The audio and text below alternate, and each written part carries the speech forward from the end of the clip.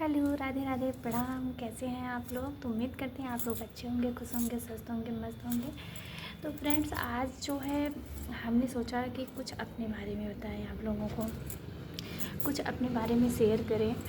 तो हमसे हमारे पास एक कमेंट आया था। सीधे टॉपिक पे हम बात करेंगे क्योंकि ज़्यादा जलेबी की तरह घुमाना मुझे नहीं आता है। तो मेरे पास मेरे भाई ने एक कमेंट किया कि दीदी आप जो है यूट्यूबर कैसे बनना है, मतलब वीडियो कैसे बनाना जो है आपके दिमाग में कैसे आया कि आप वीडियो बनाएं और एक यूट्यूबर बने। तो करेक्ट सवाल। सबसे पहले आपके लिए हम एक शब्द बोलेंगे भाई कि आपने बहुत अच्छा सवाल किया, जो आज मुझे टाइम मिला कि हम इसके बारे में शेयर करें। हम सोच ही रहे थे कि हम जल्द ही इसके बारे में वीडियो बनाएंगे, लेकिन तब तक आपने कमेंट किया, तो इसके लिए हम थोड़ा सा आभार करेंगे कि अगर आपने मेरे बारे में जानना चाहा। तो भाई मैं बता दूं मेरे फ्रेंड्स कि मैं एक यूट्यूबर नहीं बनना चाहती थी। मैं वीडियो बनाऊँ, ये ऐसा मेरा कोई शौक़ ज़्यादा नहीं था। ये है कि रील्स वगैरह तो सब लोग बनाते हैं, प्राइवेट रखते हैं, ऐसा मैं भी करती थी लेकिन पब्लिक नहीं की थी। लेकिन जो है वीडियो बनाना शौक़ था, जैसे सबको रहता है, बट पब्लिक नहीं था। लेकिन सही बात ये है कि मैं पढ़ाई करके जॉब करना चाहती थी, सर्विस करना चाहती थी।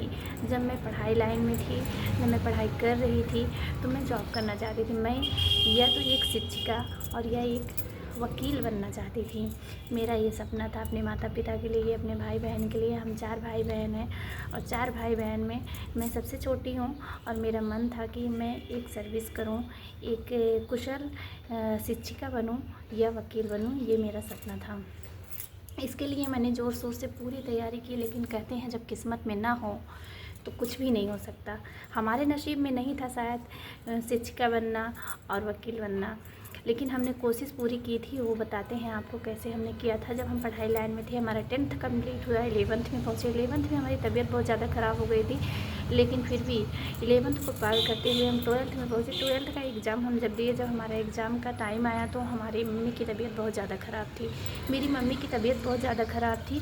उस टाइम हमारे घर वाले, हमारे भाई, मेरे पापा, मेरे भैया सब लोग बाहर थे। हम घर पे मम्मी और मैं अकेले रहती थी। लेकिन मैं मम्मी का सेवा करती, सारा घर का काम करती। उसके बाद जो है सारा काम करते हुए, मम्मा का सेवा करते हुए मैं स्कूल जाती थी और पूरा मन लगा के पढ़ाई करती थी, इसलिए कि ताकि हमारा 12th कंप्लीट होने के बाद हम अपने बारे में कुछ कर सकें, कुछ अपने मम्मी पापा के लिए कर सकें। इसके लिए हम पूरा मेहनत से पढ़ाई करते थे। लेकिन 12th में मम्मी की तबीयत एग्ज़ाम के टाइम दिसंबर से ही बहुत ख़राब था और फरवरी में, मार्च में एग्ज़ाम होता है, आप लोग जानते ही हैं। और एग्ज़ाम जो है हम रात भर जग जग के पढ़ाई करते थे। उस टाइम जो है वो मिट्टी का तेल चलता था, मिट्टी का तेल जो मिलता था वो चलता था, दिया जला जला के हम पढ़ते थे। और कभी मिट्टी का तेल नहीं रहता था तो बाहर जो सौर ऊर्जा लगा रहता था, हम वहाँ बैठ के पढ़ाई करते थे। लेकिन क्या ही करें, अपने नसीब में नहीं था। मैंने पूरी कोशिश किया। हमने 12th को कंप्लीट किया और उसके बाद हमारा ग्रेजुएशन का नंबर आया। हमको नहीं लग रहा था कि हमारा ग्रेजुएशन कंप्लीट होगा, लेकिन बहुत मेहनत करने के बाद हम बता रहे हैं, मेरे पापा बोले कि बेटा रहने दें, अब शादी कर दें। अब जो है जितना पढ़ाएंगे उतना शादी कर लो, तो ऐसे घर में तुम्हारी शादी करेंगे जहाँ तुम्हारे फैमिली वाले तुमको पढ़ाएंगे, तुम्हारा सपना पूरा करेंगे। बट मैंने नहीं हाँ कहा। उसके बाद पापा ने मेरा ग्रेजुएशन में एडमिशन करवाया।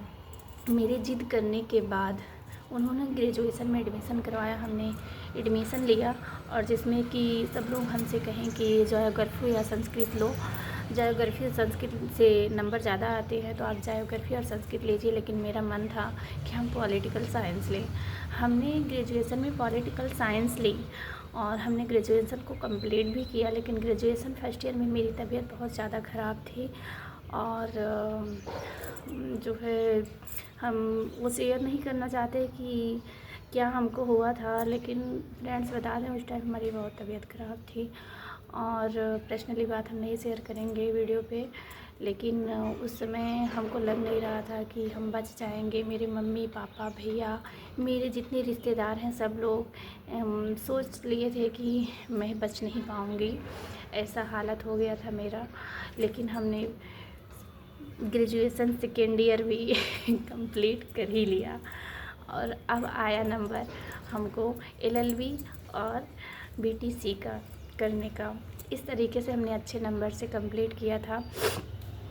लेकिन जब हमको बता दें कि जब हमारा नसीब नहीं साथ देता है और जब भगवान, कर्म और नसीब दोनों साथ साथ चलना चाहिए। जब भगवान ने साथ छोड़ दिया, उनको नहीं मंजूर था कि हम आगे की पढ़ाई करें, उसके बाद पापा ने पूरा मूड बना लिया था कि हमारी शादी करने के लिए हम गुड़िया की शादी कर दें। पापा ने पूरा मूड बना लिया था कि हम गौरी की शादी कर देंगे। तो गौरी मेरा नाम है और उन्होंने कहा कि हम गौरी की पूरी शादी कर देंगे। तो इस तरीके से उन्होंने पूरा मूड बना लिया था। बट मैंने बहुत रिक्वेस्ट की, नहीं पापा मुझे शादी नहीं करना है, जो शादी में आप पैसा लगाएंगे वो मेरी पढ़ाई में लगा दीजिए। हम पढ़ाई करके कुछ बनना चाहते हैं, क्या पता जहाँ आप शादी करवाना चाहते हैं वो लोग मुझे पढ़ाएं ना पढ़ाएं, मेरे सपने को पूरा करें ना करें। हम प्लीज़ पापा प्लीज़ हमारा जो है एडमिशन करवा दीजिए, हम करना चाहते। इस तरीके से हम पापा से मिन्नतें करते रहे। टाइम निकल गया और लास्ट टाइम चल रहा था बीटीसी का। उस टाइम पापा ने कहा ठीक है, हम जो है तुम्हारा हम करवाएंगे।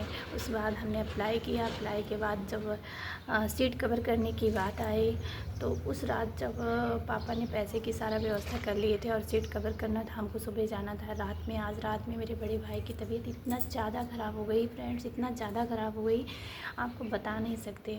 सब लोग रोने लगे। उनका जो है मानसिक तौर पे थोड़ी सी उनकी प्रॉब्लम हो गई थी, बहुत ज़्यादा बढ़ गई थी।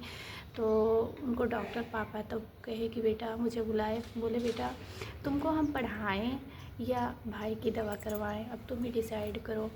हम बहुत उदास हो गए और मेरे लिए मेरे भाई से बढ़ के मेरी पढ़ाई नहीं थी। तो मैंने कह दिया कि नहीं पापा, आप जो है भाई की दवा करवाइए, मुझे पढ़ाई नहीं करनी है, क्योंकि मेरे भाई से बढ़ के मेरे लिए पढ़ाई नहीं है। आज भी हम याद करते हैं तो मुझे रोना आ जाता है। लेकिन